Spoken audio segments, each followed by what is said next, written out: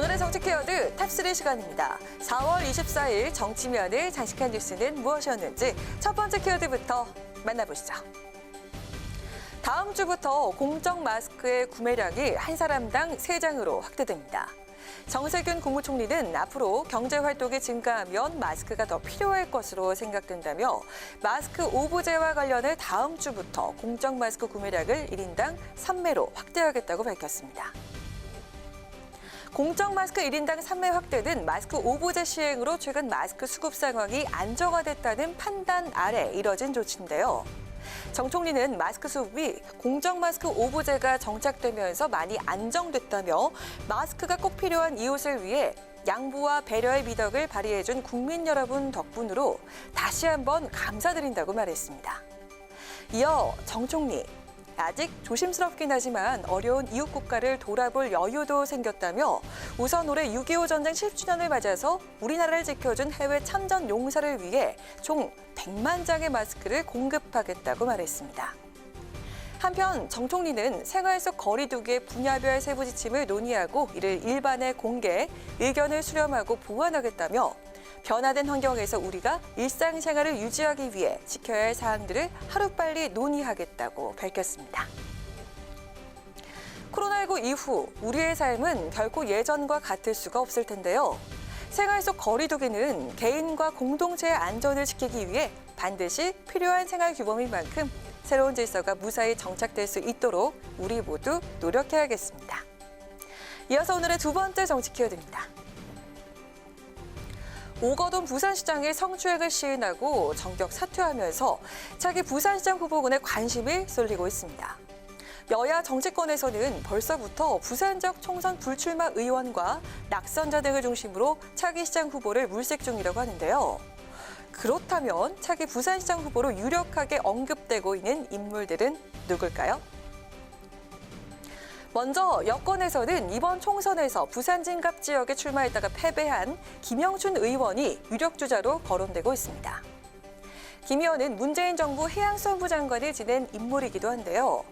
비록 이번 총선에서는 패했지만 대선 주자로도 언급이 되는 만큼 부산시장 보궐선거가 본격화되면 두각을 드러낼 것이라는 관측이 나오고 있습니다.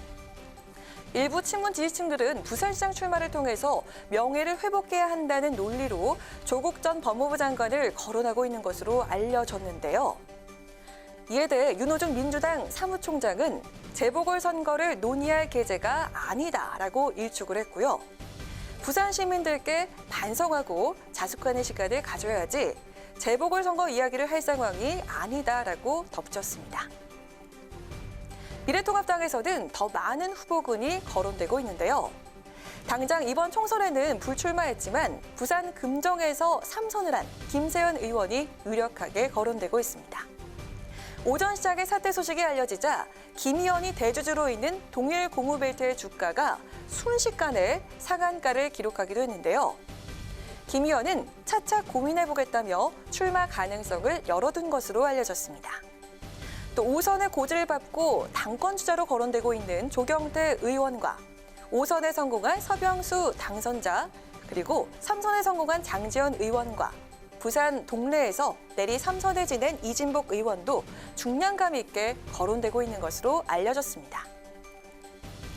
부산시장 보궐선거가 1년가량 남아있는 만큼 후보로 거론되는 정치인들도 차후 상황을 살펴가면서 행보를 결정할 것으로 보이는데요. 과연 1년 남짓의 임기가 남은 차기 부산시장은 누가 맡게 될지 지켜보도록 하겠습니다. 마지막으로 세 번째 오늘의 정치 키워드입니다. 정치 1번지 서울 종로에서 5선 고지에 오른 민주당 이낙연 당선인. 사회적 거리 두기가 끝나면 일주일에 한 번 이상 종로구의 전통시장에서 막걸리를 마시겠다며 지역 주민과의 스킨십을 약속한 바 있는데요. 이를 인증하기 위해 이른바 인증샷을 자신의 SNS에 올렸다가 사진 도용 논란에 휘말리면서 뒤늦게 사과하는 해프닝을 빚었습니다. 이낙연 전 총리는 어제 저녁 SNS에 선거 막바지에 약속 드렸다. 일주일에 한 번 이상 종로구 전통시장에서 막걸리를 마시겠다고 오늘 이야기를 시작했다라는 글과 함께 창신 골목시장의 매운 족발 사진을 올렸는데요. 그러나 이 게시물을 두고 사진이 무단 도용된 것이 아니냐는 지적이 나왔습니다. 2018년 한 누리꾼이 자신의 블로그에 올린 사진과 이 전 총리가 게시한 사진이 똑같다고 주장을 한 것인데요. 이에 이 전 총리, 오늘 새벽에 곧바로 해당 사진을 내린 뒤 사과의 글을 게시했습니다. 함께 올린 사진은 저희가 직접 찍은 것이 아니라는 비서진의 보고를 받았다며 이에 사진을 내리고 사과드린다고 밝혔습니다. 이러한 해프닝이 벌어진 이유는 뭘까요? 이 전 총리 측의 관계자는 수행 직원이 인터넷을 검색해 나온 사진을 이 전 총리에게 전달을 했는데 이 전 총리는 비서진이 직접 찍은 사진으로 알고 SNS에 올렸던 것이라고 설명을 했는데요.